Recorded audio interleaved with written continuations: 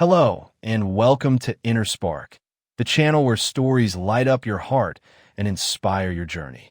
Today, I want to share with you a powerful story titled, Helping Others Help You, a tale that reminds us how kindness has a way of coming back when we least expect it.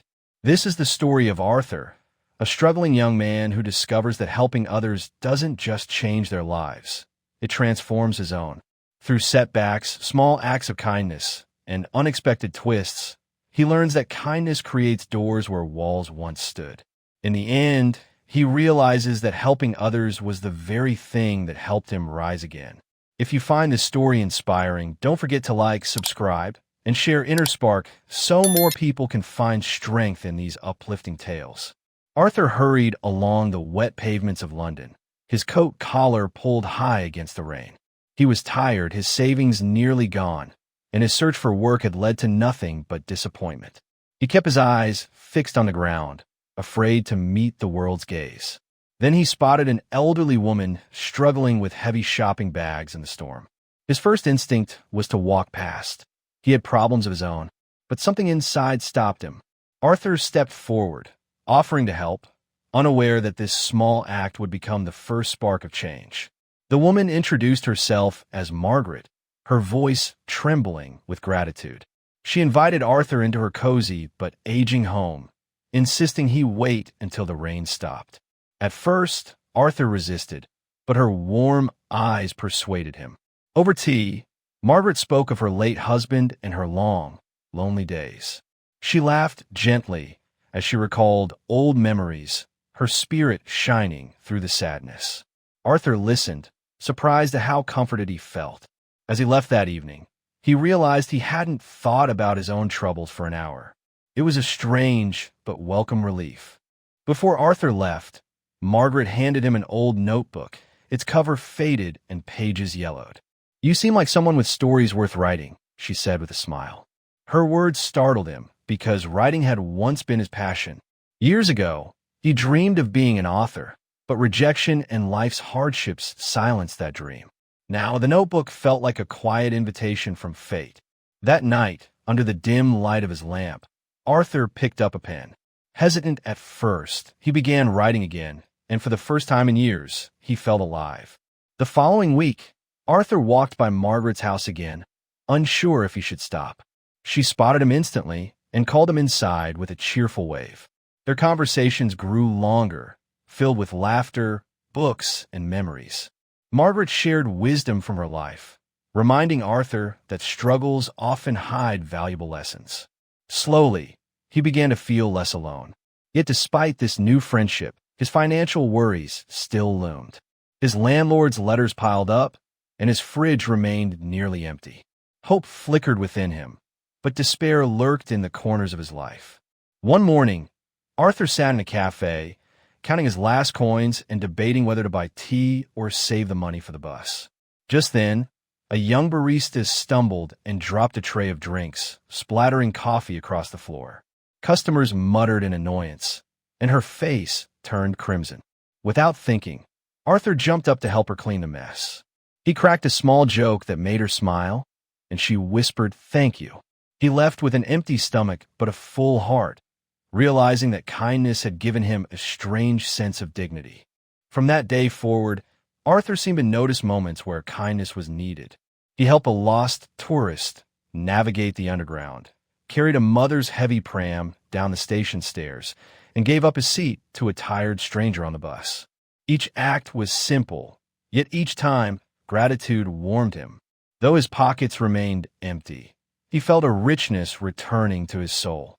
Helping others didn't solve his problems, but it gave him a strength he hadn't known he still possessed. Kindness was becoming his quiet anchor. One evening, Margaret introduced Arthur to her neighbor, Leo, a retired editor known for his sharp wit and thoughtful words. They shared dinner at Margaret's table, and Arthur nervously confessed his old dream of being a writer. He admitted he had stopped believing in himself after so many failures. Leo studied him closely before saying, "Arthur, helping others is noble, but kindness must also be shown to yourself. Give yourself permission to try again." His words struck Arthur deeply. planting a spark of courage in the ashes of doubt. That night, Arthur began writing again with renewed energy. He filled page after page with stories inspired by his experiences of kindness. With trembling hands, he submitted a few to small magazines. Days later, rejection letters arrived, cold and blunt, reopening old wounds. Humiliation and despair consumed him. For a week, Arthur avoided Margaret and Leo, feeling like a fool for trying. It seemed life had played another cruel trick on him, offering hope only to snatch it away. On a stormy night, Arthur wandered home, soaked and shivering. Beneath a bridge, he spotted a homeless man huddled against the cold, his thin coat drenched. Without hesitation, Arthur took off his own coat and handed it to him. The man looked up with tear-filled eyes and whispered, "You've saved me tonight." Arthur walked away with goosebumps, realizing that even in his lowest state, he still had the power to change someone's life. That moment reminded him that rejection couldn't erase his worth. The next morning, Arthur visited Margaret and shared the story. She clasped his hands, her eyes full of pride. "That's who you are, Arthur," she said softly. "Don't let failure silence you. Write about this. Write about real people, real kindness. The world needs stories like yours." Her words sank deep into his heart. For the first time, Arthur saw his struggles not as a curse, but as material that could inspire others. He returned home, determined to write differently, with honesty and compassion. Arthur poured his soul into his writing, capturing moments of kindness and hardship he had lived through. Margaret became his first reader, and Leo offered sharp but supportive feedback. Their encouragement gave him strength. Yet life outside the page grew harsher.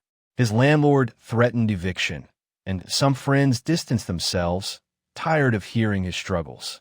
But Arthur kept writing, believing that if he could help just one person through his words, it would all be worth it. Months later, Leo surprised Arthur with a letter of recommendation to a small publishing house. Nervous but hopeful, Arthur attended the meeting.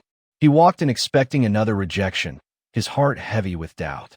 To his astonishment, the editor revealed she had already heard of him. Her niece was the cafe barista he had once helped, and she had spoken warmly of Arthur's kindness. Life, it seemed, had quietly been arranging this opportunity all along. The publishing house offered to feature one of Arthur's stories in their magazine. It wasn't fame or fortune, but it was a start. Arthur left the office with tears in his eyes, whispering to himself, "Kindness brought me here." That night, he shared the news with Margaret and Leo. They celebrated with tea, laughter, and relief. And for the first time, Arthur truly believed his life was turning in a new direction. But joy was short-lived. Margaret's health began to fail, and soon she was bedridden. Arthur devoted himself to her care, reading to her, cooking meals, and sitting by her side. His writing slowed, and publishers grew impatient. Torn between his dreams and his loyalty, Arthur chose to stay with Margaret. One night, she whispered through labored breaths, "Promise me you'll keep writing, Arthur. My time may be ending, but your words can live forever." He wept, promising her he would honor her wish. When Margaret passed away, Arthur was shattered. The house felt silent, stripped of warmth, and grief weighed on him like a stone. Weeks passed before he could even look at his notebook. But one afternoon, he discovered a message she had hidden on the last page. "Helping others helped you, Arthur. Now help the world with your words." The note reignited his fire. With tears streaming down his face, he picked up his pen again, writing with renewed purpose. Arthur began visiting shelters and talking to people whose voices were often ignored. Their stories of survival, loss, and resilience shaped his writing, giving it raw honesty. Though rejection still arrived, he no longer feared them. His stories carried truth, and that truth made them powerful. Slowly, editors began noticing. His words, born from kindness and hardship, stood out in ways polished fiction never had. One day, Leo introduced Arthur to a journalist friend who was captivated by his writing. The journalist featured Arthur in a column about resilience and the power of kindness. To Arthur's surprise, readers wrote letters, saying his words gave them hope and strength. For the first time, Arthur realized he wasn't just writing stories, he was changing lives. In healing others with his words, he was healing himself. Opportunities slowly grew. Arthur was invited to speak at community events, sharing his journey of kindness and resilience. Each time, he remembered the barista, the homeless man, and Margaret's soft voice. He knew these small acts had created the bridge to where he now stood. Success no longer felt like his own, but a shared victory with everyone he had helped along the way. The circle of kindness had carried him forward. Arthur eventually published his first collection of short stories, dedicating it to Margaret. The book sold modestly, but its impact was profound. Readers sent letters, confessing how the stories made them cry, laugh, and rediscover faith in humanity. Arthur realized that true success wasn't measured in wealth or recognition, but in the lives touched by his words. His book was not just his story, it was theirs too. Years later, Arthur stood on a stage at a literary festival, his voice steady as he addressed a crowd. "Helping others saved me when I couldn't save myself," he said. Kindness is never wasted. It always comes back, often in ways you least expect. The audience erupted in applause, but Arthur thought only of Margaret and Leo, the two who believed in him when he could not believe in himself. His journey had come full circle, lit by the power of kindness. Arthur's story reminds us that every act of kindness plants a seed. When he was lost, broken, and rejected, helping others gave him strength and direction. In giving, he discovered purpose. In lifting others, he lifted himself. Remember this: kindness is not weakness, but the strongest bridge we can build, one that carries us to opportunities, healing, and a life of meaning. If this story inspired you, don't forget to like, subscribe, and share Inner Spark so others can feel the same spark of hope.